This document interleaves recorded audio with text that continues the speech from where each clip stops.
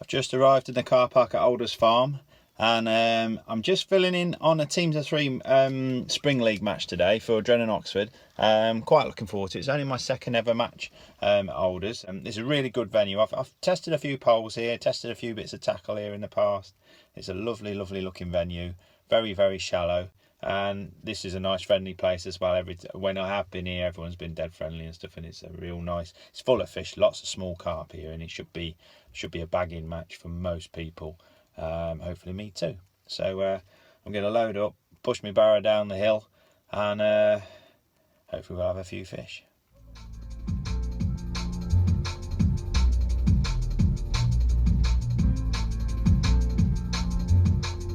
A bit of ground bait, maggots, micas.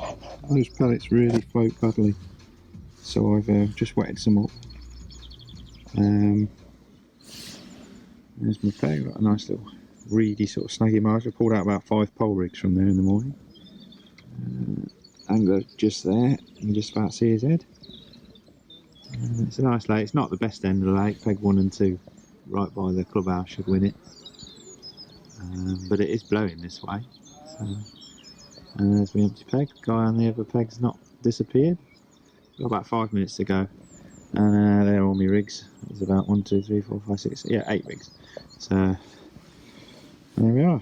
I've got 3 nets in. It's £100 limit, but silver's strictly in a separate keep net. I'm almost ready.